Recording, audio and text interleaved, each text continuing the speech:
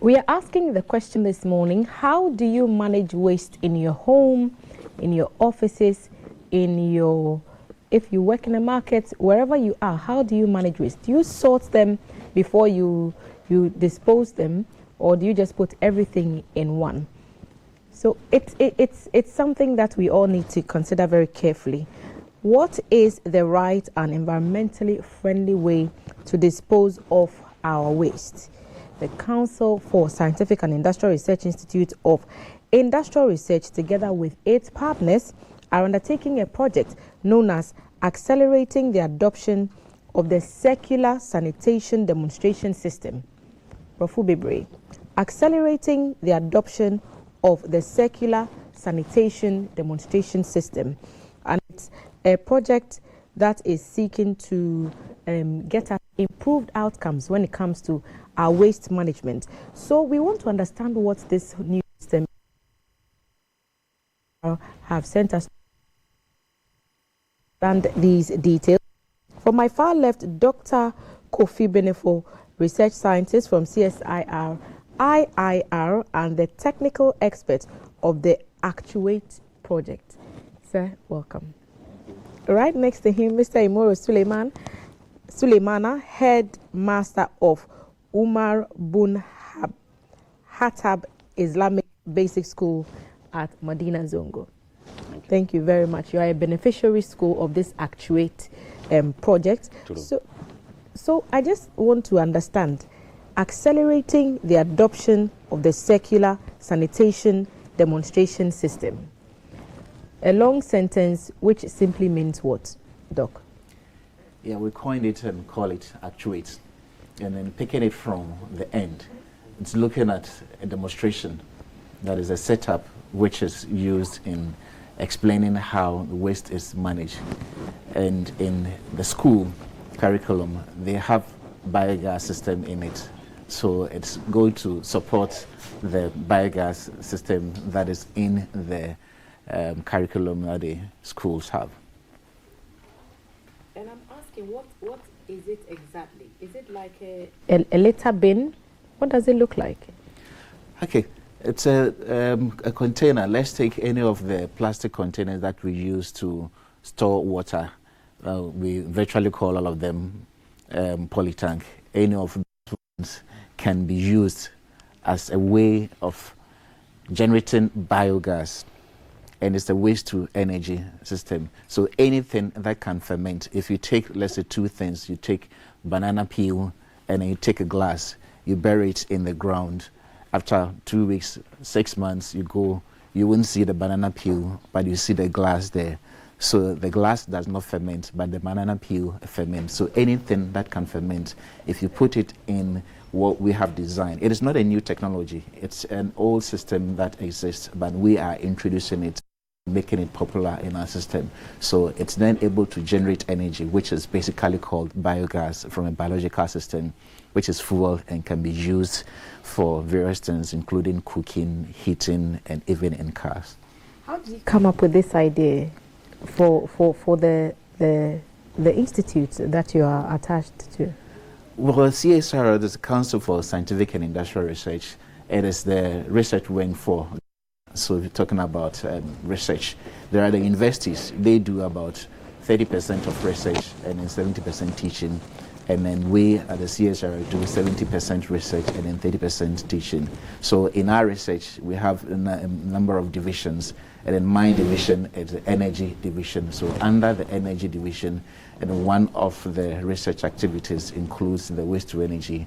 But we do that with another division, which is environment divisional research work. So it's one of the area of expertise that we're doing that.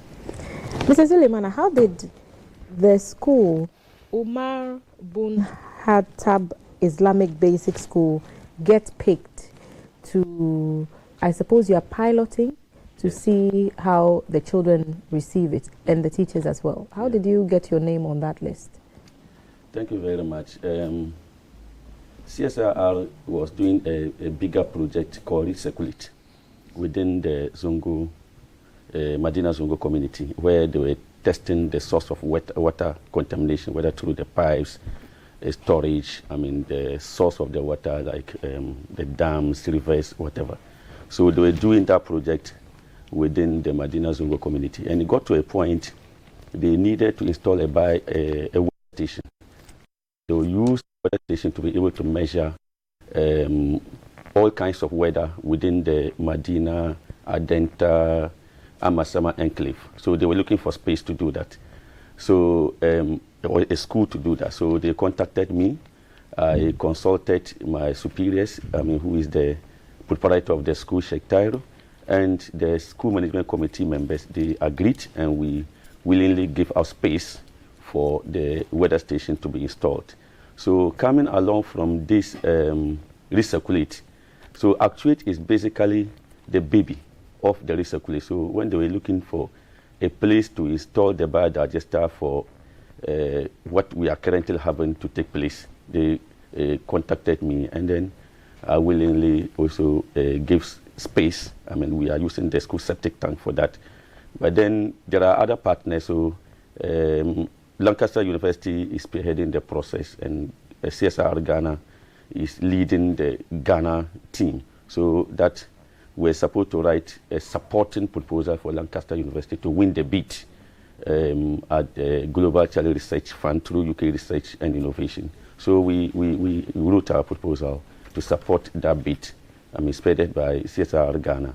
And then the bid went through, I mean, across the world. And then that's where we are. And then we benefited from the project. So what does it mean in actual practice, this system that has been installed? Does it mean that when you, for example, sweep the school compound and you're going to dispose the waste, you treat it in a certain way? What kind of waste are you putting together, and how does the system actually work for the school? Great. The production of the gas using the waste is practically yet to start. However, what we intend doing, which we have supplied with the bins, is to first of all segregate the waste. So if I mean, we get the waste, I mean, from the school. So we first of all we segregate them, but the waste is not necessarily just coming from the school. It also comes from the community. So landmarks were used to identify homes. Children have been trained, who also bring the bio-waste, I mean, from homes. When you say bio-waste, what that is any food-related waste, any waste material that ferments. I mean, yam peels, cassava peels, leftover banku, kenke, I mean, all of those. So they'll be made to bring the waste from their respective homes, and that of the same bio-waste from the school will fed into the biodigester, I mean, using the fecal matter in the septic tank to be able to generate the gas for the purpose for which we are heading towards. So, Doctor, it's clean energy for you as well, isn't it? Yeah, because you know, currently, if we take the LPG, we're getting it from the fossil fuel, and it has its own implication, which is leading to the bigger picture of the climate change. But this biofuel that we're looking at is coming from our own bioresources, and therefore it's not to have any effect as such on the environment. And that is part of what we call the clean energy. And like what it's saying, the waste that the children are going to bring for the community is part of this educating the community. It's not going to be a place, let's say Ebola, where you come and then there's a whole lot of no. Our system is just a demonstrational one, a small one.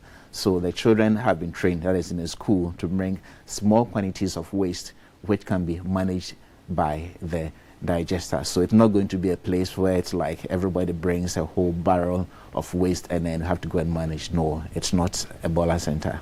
World leaders are meeting in Glasgow, Scotland, and the key is climate change and how human activity affects the environment immediately and in the long term. Do you expect that systems like this, if embraced on a bit more higher level, could help change things in any way? Yeah, directly, because it's part of what we call renewable source energy.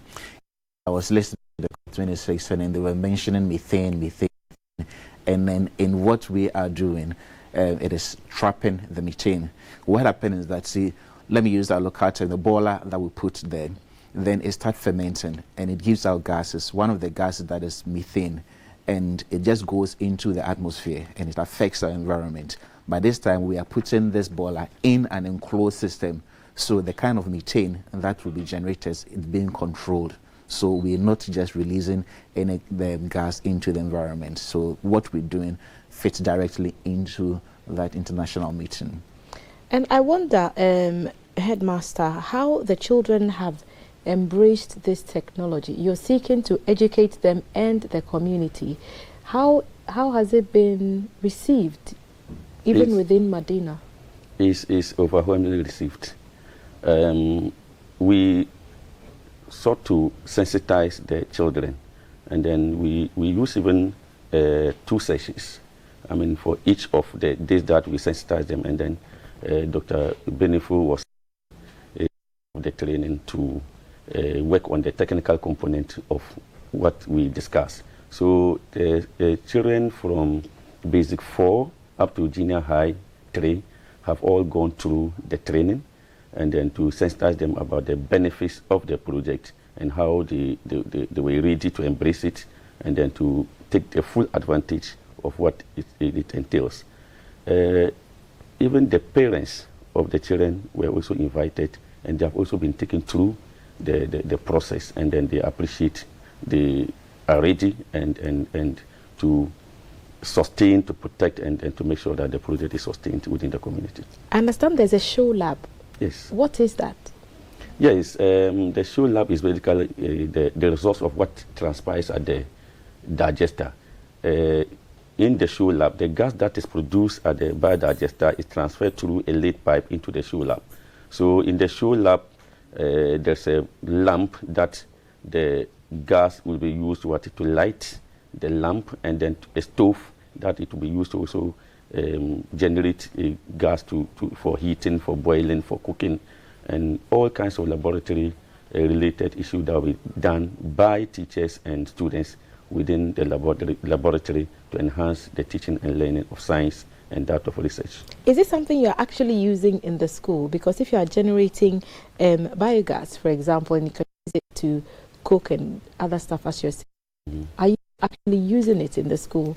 For now, we are still in the process of generating the gas. So there's they have fed the fecal matter and with cow dung that from CSIR that was brought. We are waiting for the gas to be generated. We are monitoring the meter reading within some few days. I mean, there will be gas in the balloon which will be transferred into the lab for that purpose to commence. Were you surprised at some of the findings of, can I even say the findings? Were you just surprised at how the setup works? So we have all these theories and diagrams, but to actually see it come to life in front of you, how was that like for you, your teachers, and the pupils? It was something that was like a mystery.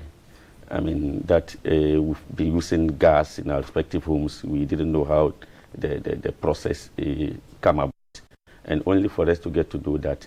Even fecal matter, I mean, in the septic tank, which costs a lot to the school, and for that matter, the community waste generated from the school homes will be used to generate gas, I mean, for those people. So it was something surprising to us, but because of the sensitization that have gone on, I mean, amongst students, teachers, community members, we've come to appreciate the fact that it is doable and possible. And we are waiting for the first gas to be produced, and then for us to mark, I mean, that particular day. It sounds like there's some excitement going on in that school. Now I want to go there and see for myself. But yeah.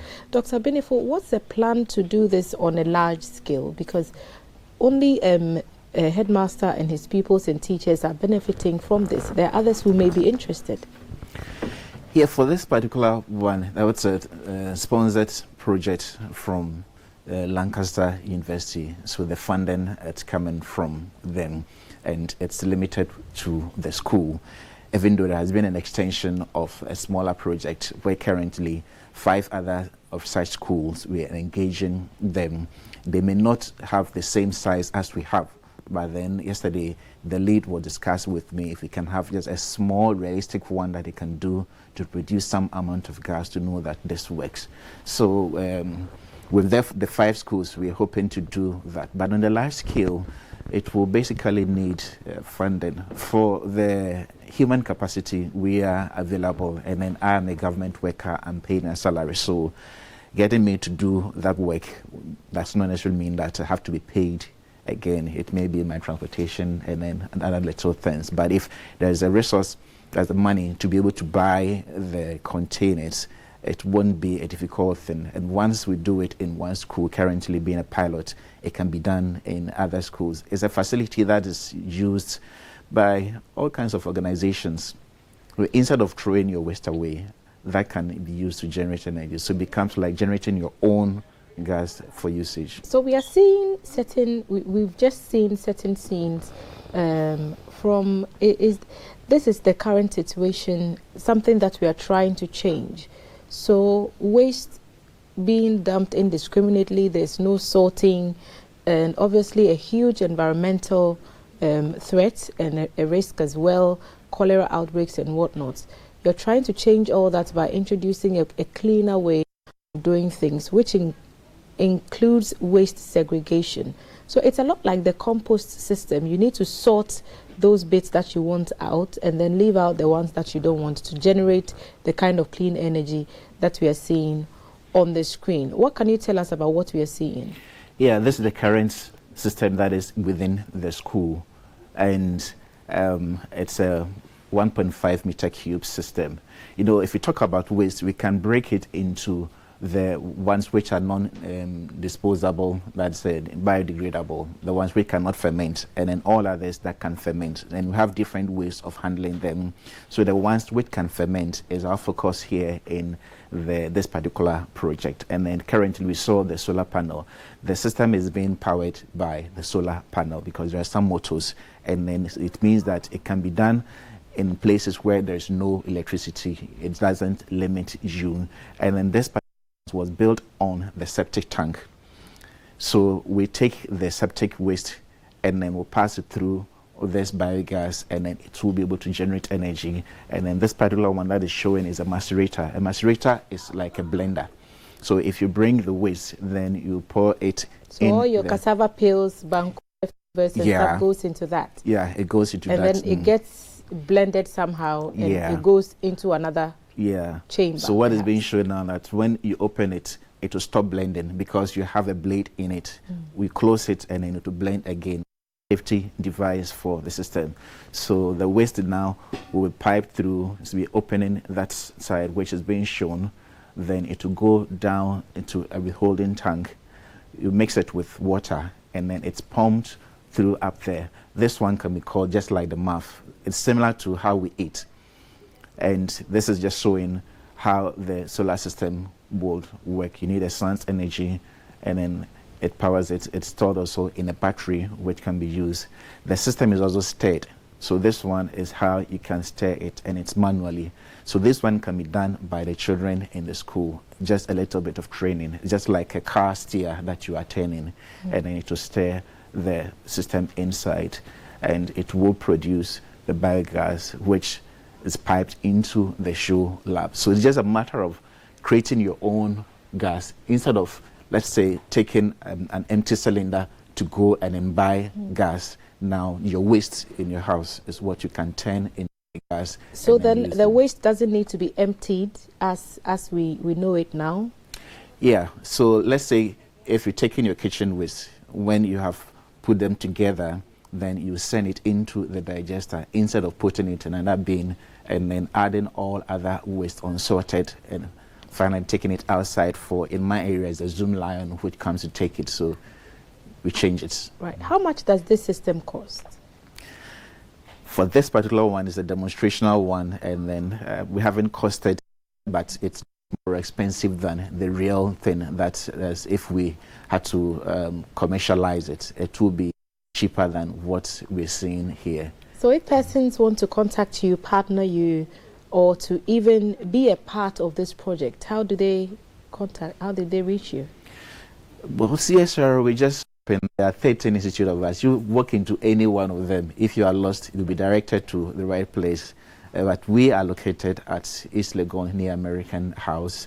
And then we have a website where our contacts are there. If my contact is needed, I can give, but we are not supposed to do. Like my phone number, it's 0244 487648. Just repeat it, 0244 487648. Okay. And Headmaster, in case people want to have a look at this system to sort of idea of how it works and how it will benefit them, tell us, how do we find your school and how can we reach you?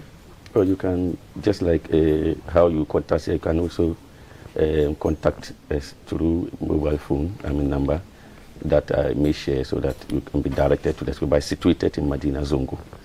So 020 66 23 279.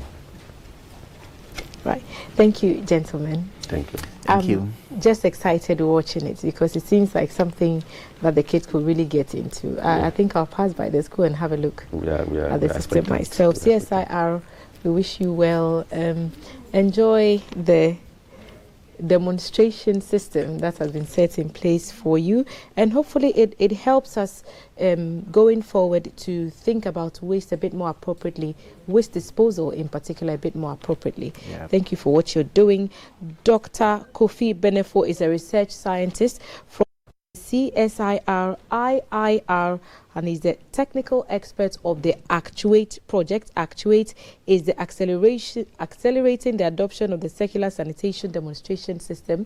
So it's something new that they brought on to use waste. So waste that is fermented and used somehow, it's generated some kind of energy, biogas. You can use it for all manner of things, and CSIR is spearheading that. And Lancaster University has partnered them to set up a system at the Umar Bun Hattab Islamic Basic School in Medina. And the headmaster, Mr. Imoru Suleimana, has been sharing the experience of the pupils, the teachers, and the school community in general with us. Thank you, Mr. Suleimana, and thank you as well, Dr. Benefo. So hopefully you've learned a little more about waste management. Let's try and start with the basics. Let's start with waste so that when we are disposing them, go to different places and we don't make things more difficult for those who want to do compost or recycle or any of those things. So CSIR is doing that, and they are asking that if you want to partner them, you should go to any of their offices and they will get you in touch with the right people and they'll offer you the advice that you need. Breakfast is live on GTV. We'll be right back after the break.